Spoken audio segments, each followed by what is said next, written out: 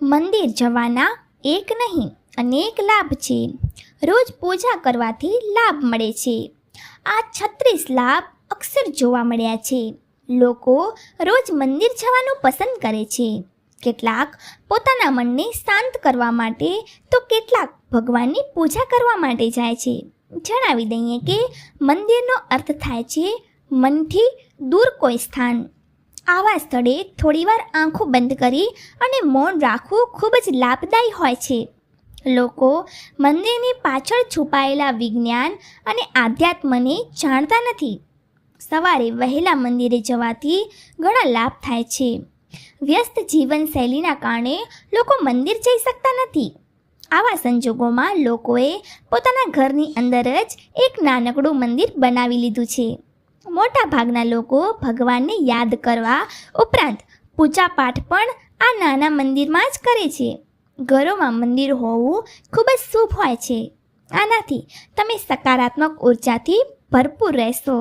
મંદિરથી માત્ર આધ્યાત્મિક લાભ જ નહીં પરંતુ તે સ્વાસ્થ્ય માટે પણ ખૂબ લાભદાયી છે. ઘણા લોકોએ આ લાભ વિશે માહિતી હોતી નથી, પરંતુ મંદિર જવાથી એક નહીં પણ અનેક ફાયદા છે. પરંતુ આ પહેલાં જો તમે પણ ઈચ્છો છો કે લક્ષ્મી માતાના આશીર્વાદ તમારા પર બની રહે તો આ વિડીયોને લાઈક કરો, ચેનલને સબસ્ક્રાઈબ કરો અને કોમેન્ટ બોક્સમાં જય મા લક્ષ્મી જરૂરથી લખજો. 1. જો તમે રોજ મંદિર જઈ રહ્યા છો તો તમે તમારા જીવનમાં આવનારી એવી ઘટનાઓથી બચી શકો છો જે આકસ્મિક હોય છે, જેમ કે અકસ્માત, હત્યા, આત્મહત્યા જેવી નકારાત્મકતા તમારા જીવનથી દૂર રહેશે. 2. મંદિર જનાર વ્યક્તિના મનમાં ભરપૂર સકારાત્મકતા અને આધ્યાત્મિકતા બળ હોય છે, જેના કારણે તેની આસપાસ નકારાત્મક ઉર્જા તેની નજીક પણ ફરકતી નથી. તમે આ ઉર્જાને ભૂત, પિશાચ કે પ્રેત પણ કહી શકો છો. મંદિર જનાર ભયમુક્ત જીવન જીવે છે. 3. જો તમે રોજ મંદિર જાઓ છો તો તમારે કોઈ પણ પ્રકારના ગ્રહ અને નક્ષત્રોની કોઈ ખરાબ અસર પડતી નથી. તમે ગ્રહ બાધાથી મુક્ત રહો છો. મંગળ દોષ, શનિ કે અન્ય કોઈ પણ ગ્રહની બાધા હોય, સાડાસાતી, અઢૈયા કે રાહુની મહાદશી ચાલી રહી હોય તો ગભરાવાની જરૂર નથી. 4. મંદિરમાં જઈને તમે મંદિરના નિયમોનું પાલન કરો છો. વ્રત, ઉપવાસ અને પાઠમાં વિશ્વાસ કરો છો. વિચારીને આહાર વિહાર કરો છો તો તમને કોઈ પણ પ્રકારના રોગ કે બીમારી થશે નહીં. 5. મંદિરમાં જઈને મનમાં વિશ્વાસ અને આત્મબળનો સંચાર થાય છે, જેના કારણે મનમાં કોઈ પણ પ્રકારનું દુઃખ કે શોક રહેતું નથી. વ્યક્તિ તમામ પરિસ્થિતિઓમાં સંભાવથી રહે છે. સંભાવ એટલે કે ના તો ભાવના વહે છે અને ના તો કઠોર થાય છે. દરેક પરિસ્થિતિમાં તેના માટે સામાન્ય હોય છે. 6. મંદિર જવાથી વ્યક્તિમાં સાચું અને ખોટુંને સમજવાની ક્ષમતા આવે છે. તે કોઈ પણ પ્રકારની નકામી લડાઈ ઝઘડામાં પડતો નથી. જેમ રસ્તામાં પડેલા પથ્થર કે ખાડાને જોઈને આપણે આપણી ગાડીને તેનાથી બચાવીને નીકળી જઈએ છીએ, તેવી જ રીતે વ્યક્તિ પોતાના જીવનને સમજદારીથી ખાડાઓમાંથી બચાવી લે છે. 7. મંદિર જનાર વ્યક્તિનું કોઈ શત્રુ કે કોઈ ખરાબ વિદ્યાના માધ્યમથી કોઈ કંઈ બગાડી શકતો નથી. ઘણા વ્યક્તિઓએ પોતાના કાર્ય કે વ્યવહારથી લોકોને નારાજ કરી દે છે. આનાથી તેમના શત્રુઓ વધી જાય છે. નબળા શત્રુઓ હંમેશા સામે આવીને લડતા નથી, પરંતુ પીઠ પાછળ એવા કામ કરે છે જેને અંધશ્રદ્ધાની શ્રેણીમાં રાખવામાં આવે છે. મંદિર જનાર લોકોને આનાથી કોઈ ફરક પડતો નથી. 8. મંદિર જનાર વ્યક્તિના જીવનમાં ક્યારે એવા સંકટ પણ નથી આવતા કે તેને દેવામાં ડૂબી જાય. થોડું ઘણું દેવું હોય તો કોઈ વાંધો નહીં, દેવું પણ વિચારીને લીધું હોય. જો વધારે હોય તો તેને ચૂકવવાના નિશ્ચિત રસ્તા મંદિરમાંથી જ નીકળે છે. મનમાં મંદિરમાં વિશ્વાસ હોય તો આ બાધાથી વ્યક્તિ મુક્ત થઈ જાય છે. 9. જો તમે બેરોજગાર છો અથવા તમારો વ્યાપાર ચાલતો નથી તો નિશ્ચિત રૂપે તમારે રોજ મંદિરે જવું જોઈએ. તમને જલ્દી સફળતા મળશે. જો કે જે રોજ મંદિરે જઈને પ્રાર્થના અને પૂજાપાઠ કરે છે તેની સાથે આ સમસ્યા રહેતી નથી. થાય છે તો પણ તે મગજ અને બોજ ન લઈને કર્મ કરતો જાય છે અને સફળ થઈ જાય છે. 10. ઘણા લોકોને બિનજરૂરી ભય અને ચિંતા સતાવતી રહે છે, જેના કારણે તેઓ તણાવમાં રહેલા લાગે છે. તણાવમાં રહેવાની આદત પણ થઈ જાય છે, જેના કારણે વ્યક્તિ અનેક પ્રકારના રોગોથી ઘેરાઈ શકે છે. પરંતુ મંદિર જનારના દિલ અને દિમાગમાં આ બધું રહેતું નથી. 11. રોજ મંદિર જનારના મન અને મગજમાં કોઈ પણ ક્રોધ હોતો નથી. ઘરના બીજા સભ્યો જો તેની સાથે ઝઘડો કરે છે તો તે ઘરમાં ગૃહ કલહ કરીને વાતાવરણને ખુશનુમા બનાવી દે છે. 12. સવારે ચાલીને મંદિર જવાથી વ્યાયામ પણ થાય છે અને આપણને પ્રાણવાયુ પણ સારી રીતે મળે છે. રોજ સૂર્યના તડકાના સ્પર્શથી સ્વાસ્થ્યમાં સુધારો થાય છે. 13. મંદિરમાં ઘંટીનો અવાજ લગભગ 7 સેકન્ડ સુધી ગૂંજે છે, જે મન અને મગજમાંથી વિષાદને દૂર કરીને શાંતિ આપે છે. એવું કહેવામાં આવે છે, નાની ઘંટીથી આપણા પિતૃદોષ સંતુલિત થાય છે. સાથે જ ધ્વનિથી બેક્ટેરિયા પણ નષ્ટ થઈ જાય છે. 14. મંદિરમાં વિવિધ પ્રકારની સુગંધિત ફૂલો અર્પણ કરવામાં આવે છે, જેની સુગંધથી મન પ્રફુલ્લિત થઈને અવસાદથી મુક્તિ મળી જાય છે. ફૂલોના વિવિધ રંગોથી આંતરમનને શાંતિ મળે છે. 15. મંદિરમાં કપૂર અને અગરબત્તીની સુગંધથી એક તરફ જ્યાં મન અને મગજમાંથી નકારાત્મક વિચારો દૂર થઈ જાય છે, ત્યાં આપણી રોગ પ્રતિરોધક ક્ષમતા પણ વધે છે. આ આપણને જૈવિક સંક્રમણથી પણ બચાવે છે. મંદિરમાં સુગંધિત વાતાવરણમાં રહેવાથી બેક્ટેરિયા નષ્ટ થઈ જાય છે અને કોઈ પણ પ્રકારના વાયરલ ઇન્ફેક્શન થતું નથી, કારણ કે મંદિરમાં કપૂર અને ધૂપ રહે છે. 16. જ્યારે આપણે મંદિરમાં આરતી કે કીર્તન દરમિયાન તાળી વગાડીએ છીએ તો તે એક્યુપ્રેશરનું કામ કરે છે. આનાથી આપણું રક્ત સંચાલન સારું થાય છે અને શરીરની માંસપેશીઓ પણ મજબૂત થાય છે. 17. આરતી કે ચાલીસા જપવા પઠન કરવાથી આપણો વાણી દોષ પણ દૂર થાય છે. ઓમના ઉચ્ચારણથી આપણું ચિત્ત એકાગ્રત થાય છે. 18. આરતી પછી શંખ વગાડવામાં આવે છે, જે શ્રદ્ધાળુઓ માટે ખૂબ સુખદાયી અને સ્વાસ્થ્યવર્ધક છે.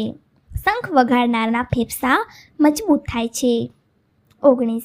આરતી પછી દેવી દેવતાઓ, ભારત માતા વગેરેના જયઘોષની આત્મવિશ્વાસ સાથે દેશભક્તિ જાગૃત થાય છે અને સાથે જ દરેક મંદિરમાં ગોરક્ષા અને ગોહત્યા બંધ કરવાનો સંકલ્પ પણ લેવામાં આવે છે. 20. આરતી લેવાથી આપણી હથેળીઓની કોશિકાઓને દિવ્ય ઉષ્મા મળે છે અને આપણા શરીરમાં રહેલા બધા વિષાણુ અને જીવાણુ નષ્ટ થઈ જાય છે.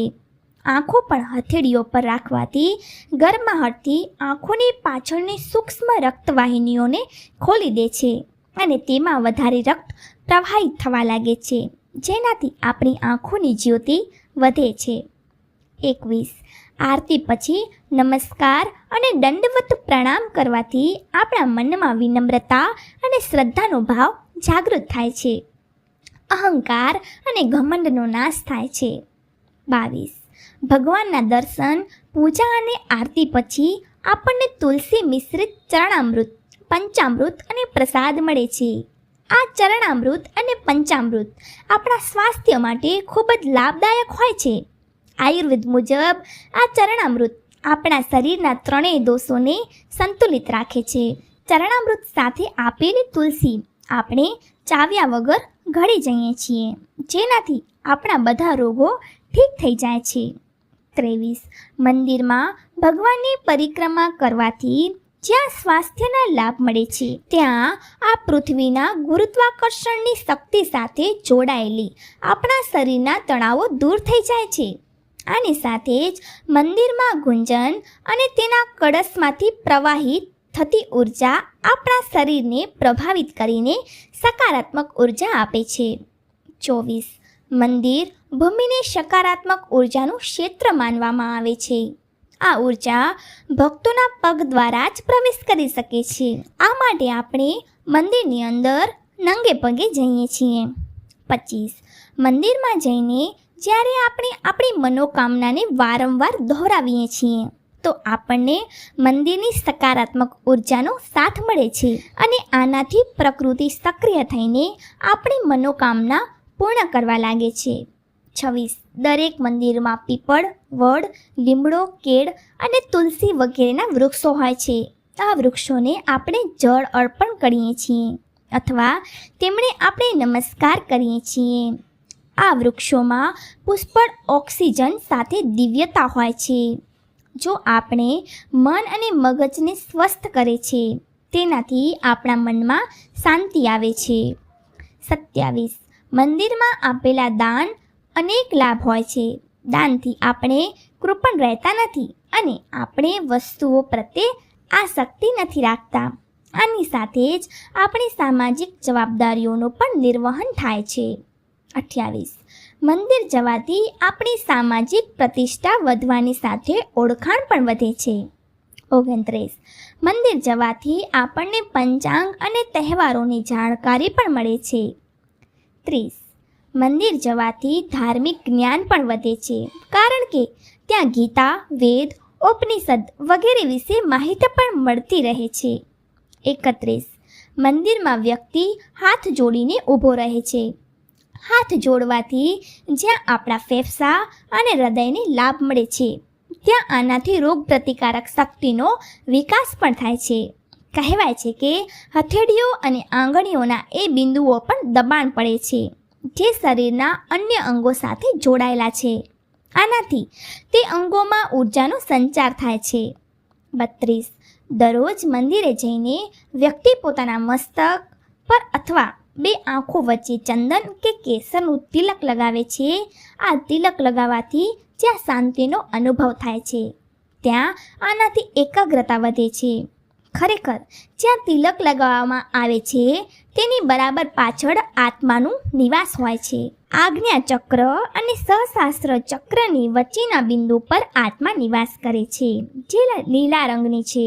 એટલે કે ચંદન લગાવવો એ આધ્યાત્મિક લાભ પણ છે. 33. પ્રાર્થનાઓમાં શક્તિ હોય છે.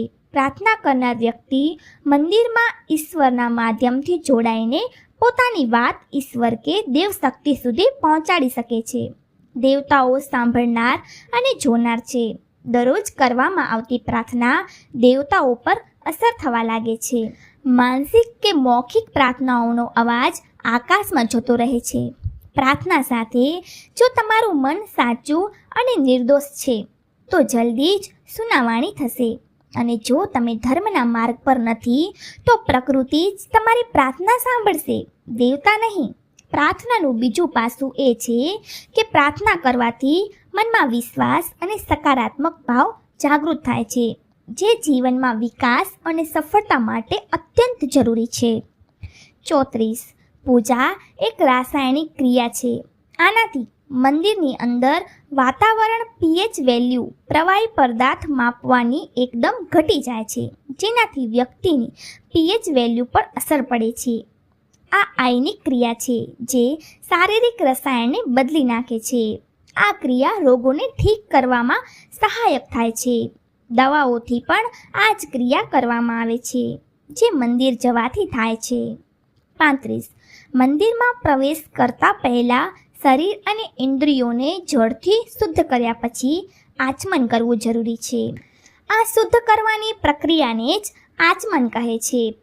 આચમન કરતાં પહેલાં આંગળીઓ મેળવીને એકાગ્રચિત્તે થઈને એટલે કે એક સાથે કરીને પવિત્ર જળથી શબ્દ કર્યા વગર 3 વખત આચમન કરવાથી મહાન ફળ મળે છે. આચમન હંમેશા 3 વખત કરવું જોઈએ. આચમનથી મન અને શરીર શુદ્ધ થાય છે. 36. મંદિરમાં શિખર હોય છે. શિખરથી આંતરિક સપાટીથી અથડાઈને ઉર્જા તરંગો અને ધ્વનિ તરંગો વ્યક્તિ પર પડે છે. આ પરાવર્તિત કિરણો તરંગો માનવ શરીરની આવૃત્તિને જાળવી રાખવામાં સહાયક થાય છે. વ્યક્તિનું શરીર આ રીતે ધીમે ધીમે મંદિરના આંતરિક વાતાવરણ સાથે સામંજસ્ય સ્થાપિત કરી દે છે. આ રીતે મનુષ્ય અસીમ સુખનો અનુભવ કરે છે. જૂના મંદિરો બધા પૃથ્વીની ઘનાત્મક પોઝિટિવ ઉર્જાના કેન્દ્રો છે. મિત્રો, વિડીયો કેવો લાગ્યો?